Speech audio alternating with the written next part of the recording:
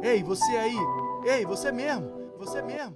Pergunte o que quiser, eu respondo o que eu achar. Pergunta o que quiser, eu respondo o que eu achar. Pergunta o que quiser, eu respondo o que eu achar. O que eu achar na Bíblia.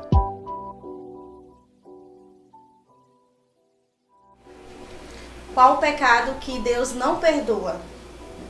Ei, Redilene, minha ovelha querida, secretária do meu coração. Obrigado pela sua pergunta, ela é muito interessante. Segundo Jesus, no seu evangelho, registrado por Mateus no capítulo 12, tem um pecado que Deus não perdoa, e é a blasfêmia contra o Espírito Santo. A pergunta que tem que ser feita então é: o que é, na prática, blasfemar contra o Espírito Santo? Vou tentar contextualizar para te explicar. O Evangelho de Mateus, capítulo 12, diz que Jesus estava andando com seus discípulos e era dia de sábado. E eles pegaram umas espigas de uma plantação e comeram. E os fariseus se escandalizaram porque não podia colher no dia de sábado. E aí depois ele foi para uma sinagoga e lá na sinagoga apareceu um homem com uma das mãos ressequida, mirrada. E Jesus o curou. E isso escandalizou eles ainda mais. E aí Jesus se retirou, se afastou, percebendo que os caras estavam mal intencionados, querendo pegar ele no sentido de que ele estava quebrando, desobedecendo a lei de Moisés. A partir do versículo 22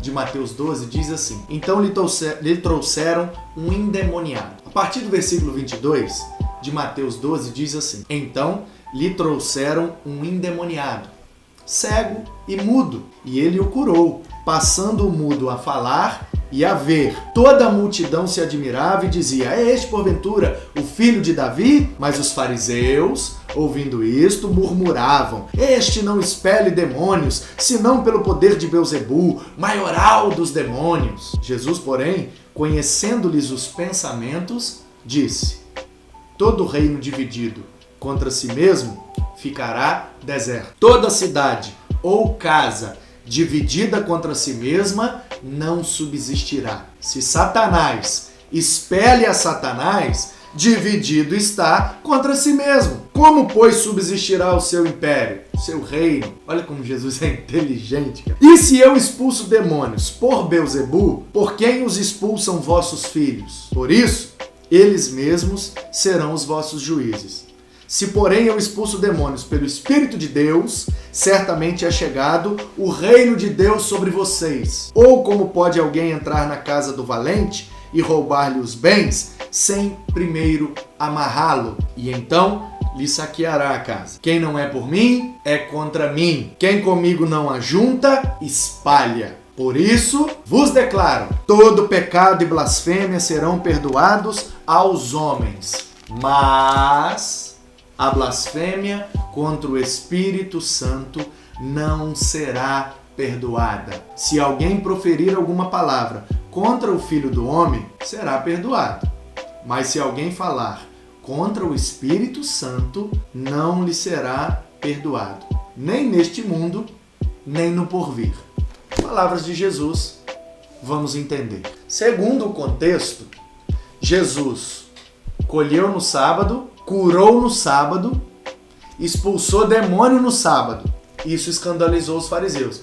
Ele está descumprindo a lei, não pode trabalhar no sábado. A isto, Jesus responderia: as vidas valem mais do que as regras. Se nós estamos com fome, o que me impede de pegar uma espiga e comer? Eu sou mais importante do que o sábado. Se o homem está com a mão doente, o que me impede de curá-lo? A vida dele vale mais do que o sábado. Se o homem está endemoniado, cego e mudo, eu vou libertá-lo, ele vai falar, vai enxergar, porque a vida dele vale mais do que a lei de não trabalhar no sábado. E afinal de contas, diria Jesus, eu não estou trabalhando, eu estou executando o meu ministério.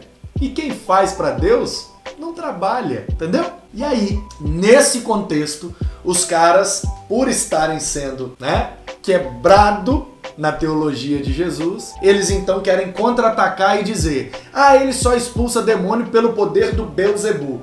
A tradição judaica chamava Satanás de Beelzebu, o líder dos demônios. Aí Jesus joga contra eles um provérbio muito conhecido: um reino dividido não subsiste, uma casa dividida não prospera. Aí Jesus fala: como é que o próprio Beelzebu vai expulsar o demônio? Se o demônio está trabalhando para o Beelzebu, oprimindo e possuindo essa vida? Não tem lógica esse argumento. Não tem lógica nenhuma. E aí, Jesus fala, olha só, eu expulso demônios pelo poder de Deus, do Espírito Santo de Deus, que lá no batismo, lembra? No mesmo evangelho, Mateus, no capítulo 3, Jesus é batizado, uma pomba, simbolizando ali o Espírito Santo, vem sobre ele, e depois na sinagoga de Cafarnaum ele diz, o Espírito do Senhor está sobre mim, pelo que me ungiu para dar vista aos cegos, libertar os cativos e anunciar o ano aceitável do Senhor. Ou seja, aceitem o reino, aceitem a mim, pois eu sou a personificação da presença e do reino de Deus. O Espírito de Deus está em mim, sobre mim, e através de mim está fazendo tudo isso. E os fariseus diziam, não, ele faz pelo poder de Satanás. Aí Jesus, olha, cuidado para não blasfemar contra o Espírito Santo, hein? Ou seja, no contexto aqui, lendo atenciosamente, o que significa blasfemar contra o Espírito Santo?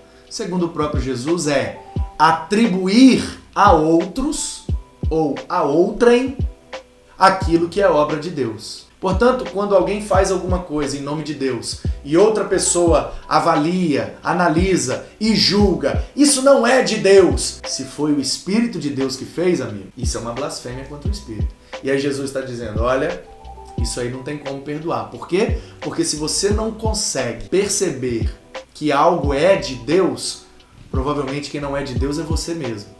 Então, se você não crê, você não pode perceber. Se você não crê, você não pode ver. Se você não crê, não pode ser perdoado. Porque o perdão dos nossos pecados se dá pela fé no sacrifício de Cristo Jesus. Se eu não creio em Cristo, não creio na obra do Espírito. Se não creio na obra do Espírito, como que eu vou ser regenerado? Não tem perdão para mim, entendeu? É isso. No meu entendimento, segundo o contexto do Evangelho, blasfemar contra o Espírito Santo é atribuir a outro aquilo que é obra do Espírito. Não crer no Espírito e, consequentemente, não sendo alvo do perdão de Deus. Infelizmente, é a realidade de alguns. Que não seja a nossa realidade. Que a gente tenha sensibilidade para perceber tudo que Deus está fazendo, para glorificar ao Espírito Santo e não blasfemar contra ele. Obrigado, Regilene. Deus abençoe.